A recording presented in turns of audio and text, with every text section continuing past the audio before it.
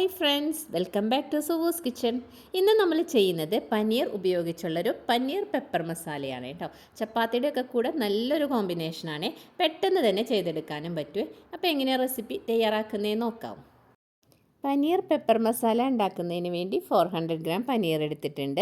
ഇതിലേക്ക് 1 table spoon കോൺഫ്ലവറും ആവശ്യത്തിനുള്ള ഉപ്പും കൂടെ ചേർത്ത് നമുക്കൊന്ന് നന്നായിട്ട് ഇതുപോലെ ഒന്ന് ഡസ്റ്റ് ചെയ്ത്, അതായത് ഇതൊന്ന് ജസ്റ്റ് ഇതുപോലെ ഒന്ന് തട്ടിക്കൊടുത്താൽ മതിയാവും. അപ്പോൾ ഈ കോൺഫ്ലവറും ഉപ്പൊക്കെ ഈ പനീറിലേക്ക് നന്നായിട്ട് പിടിച്ച് കിട്ടി. എന്നിട്ടൊരു 10 മിനിറ്റ് നേരം മാറ്റി വയ്ക്കാം. 10 മിനിറ്റിന് ശേഷം നമ്മൾ മാരിനേറ്റ് ചെയ്ത് വെച്ചിരുന്ന പനീർ ഉണ്ടല്ലോ, അത് ഇതുപോലെ ഒന്ന് ഫ്രൈ ആക്കി എടുക്കുക കേട്ടോ. തിരിച്ചു മറിച്ചൊക്കെ ഇട്ട് ഈ ഒരു ഗോൾഡൻ കളറിൽ ഫ്രൈ ചെയ്തെടുക്കാം. ഇനി നമുക്കിതിൻ്റെ പെപ്പർ മസാല റെഡിയാക്കാം. അതിനുവേണ്ടി ഒരു പാൻ അടുപ്പിൽ വെച്ച് ചൂടായപ്പോൾ അതിലേക്ക് 1.5 ടേബിൾ സ്പൂൺ കുക്കിംഗ് ഓയിൽ, ഞാൻ സൺഫ്ലവർ ഓയിലാണ് എടുത്തിട്ടുള്ളത്.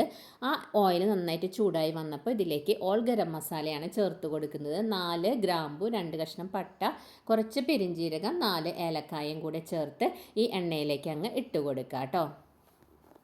ആ ചേർത്ത് കൊടുത്ത ഗരം മസാല ഒന്ന് പൊട്ടി വരുന്ന സമയത്ത് ഇതിലേക്ക് ഒരു 5 പച്ചമുളകാണ് ചേർത്ത് കൊടുക്കുന്നത്. അത് നെടുകെ ഒന്ന് സ്ലിറ്റ് ചെയ്തിട്ട് ഇട്ട് കൊടുത്താലും മതിയാവും. ഇതിനോടൊപ്പം തന്നെ കുറച്ച് വേപ്പിലയും കൂടെ ചേർത്ത് അതൊന്ന് ഇളക്കി കൊടുക്കുക. ആ വേപ്പില ഒന്ന് മൂത്ത് വരുന്ന സമയത്ത് ഇതിലേക്ക് 2 മീഡിയം വലുപ്പത്തിലുള്ള സവോള കുഞ്ഞായിട്ട് അരിഞ്ഞിട്ട് ഒന്ന് ചേർത്ത് കൊടുക്കുക കേട്ടോ. ചെറിയ സവോളയാണെങ്കിൽ 3 എടുക്കാം. അതൊരു റെഡിഷ് കളർ ആവുന്നത് വരയ്ക്കും ഒന്ന് ഇളക്കി കൊടുക്കാം. ഇപ്പം നമ്മളുടെ സവോള ഇവിടെ നല്ലൊരു റെഡിഷ് കളറിലേക്ക് വന്നു തുടങ്ങിയിട്ടുണ്ട് കേട്ടോ. ഈ ഒരു പാകത്തിൽ നമുക്കിതിലേക്ക് തക്കാളി ചേർത്ത് കൊടുക്കാം. ഒരു തക്കാളിയാണ് ഞാനിവിടെ എടുത്തിട്ടുള്ളത്. നമ്മൾ സവോള എടുക്കുന്നതിൻ്റെ ഒരു പകുതി പോർഷൻ മാത്രമേ തക്കാളി എടുക്കേണ്ട ആവശ്യമുള്ളൂ കേട്ടോ. അപ്പോൾ നമ്മളിവിടെ ഒരു തക്കാളി എടുത്ത് ഇതും നന്നായി വഴറ്റി കൊടുക്കുകയാണേ. അപ്പം നമ്മൾ ചേർത്ത് കൊടുത്ത ആ തക്കാളിയും കൂടി നന്നായിട്ട് ഇതിൽ വഴണ്ട് വന്നിട്ടുണ്ട് കേട്ടോ. ഈ ഒരു പാകമാവുമ്പോൾ നമുക്കിതിലേക്ക് കുറച്ച് മസാലപ്പൊടികൾ ചേർത്ത് കൊടുക്കാനുണ്ട്. അതിനു വേണ്ടി 1/2 ടീസ്പൂൺ മഞ്ഞൾപ്പൊടിയും പിന്നെ ഇതിനോടൊപ്പം ഒരു 1.5 ടേബിൾ സ്പൂൺ കൊറിയൻഡർ പൗഡർ, അതായത് മല്ലിപ്പൊടിയും കൂടെ ചേർത്ത് കൊടുക്കുന്നുണ്ട്. പിന്നെ നമ്മളിതിലേക്ക് ചേർക്കുന്നത് 1 ടീസ്പൂൺ കുരുമുളക് പൊടിയാണ് കേട്ടോ. കുരുമുളക് പൊടിയും കൂടെ ചേർത്ത് ഇത് നന്നായിട്ടൊന്ന് വഴറ്റി കൊടുക്കുക. വഴറ്റുന്ന സമയത്ത് ഒട്ടും തന്നെ ഫ്ലെയിം കൂട്ടി വെക്കരുത്. പൊടികൾ പെട്ടെന്ന് തന്നെ കരിഞ്ഞു പോകാൻ സാധ്യതയുണ്ട്. അതുകൊണ്ട് സ്ലോ ടു മീഡിയം ഫ്ലെയിമിൽ വെച്ച് വഴറ്റി കൊടുക്കാം. ഇപ്പോൾ നമ്മൾ ചേർത്ത് കൊടുത്ത മസാലകളെല്ലാം നന്നായിട്ടൊരു മൂത്ത മണം വന്ന് തുടങ്ങിയിട്ടുണ്ട് കേട്ടോ. ഈ സമയത്ത് നമ്മൾ ഇതിലേക്ക് കുറച്ച് വെള്ളമാണ് ചേർത്ത് കൊടുക്കുന്നത്. നോർമൽ വാട്ടർ, അതായത് പച്ചവെള്ളം തന്നെയാണ് ഒഴിച്ചു കൊടുക്കുന്നത്. 1/4 കപ്പ് വെള്ളമാണ് ഞാൻ ഇതിലേക്ക് ചേർത്ത് കൊടുക്കുന്നത് കേട്ടോ. ഈ വെള്ളം കൂടെ ചേർത്ത് ഈ ഗ്രേവി ഒന്ന് നന്നായിട്ട് തിളച്ച് വരട്ടെ. അതുവരയ്ക്കും വെയിറ്റ് ചെയ്യാം. ഇപ്പോൾ നമ്മളുടെ ഈ ഗ്രേവി ഇവിടെ നന്നായിട്ട് തിളച്ച് വന്നിട്ടുണ്ട് കേട്ടോ.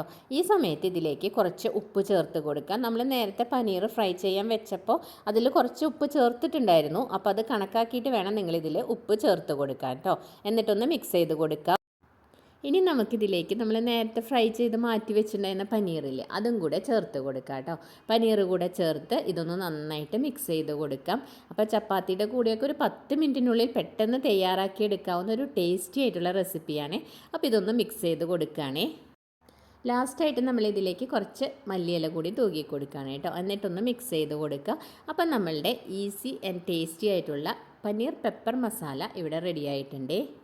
അപ്പം നമ്മളിതൊന്ന് സെർവിങ് ബൗളിലേക്ക് മാറ്റി കൊടുക്കുകയാണ് കേട്ടോ. അപ്പോൾ ഈസിയായി ഒരു 10 മിനിറ്റിനുള്ളിൽ തന്നെ പെട്ടെന്ന് ചെയ്തെടുക്കാവുന്ന റെസിപ്പി ട്രൈ ചെയ്ത് നോക്കിയിട്ടില്ലെങ്കിൽ തീർച്ചയായിട്ടും ഒന്ന് ട്രൈ ചെയ്ത് നോക്കണേ.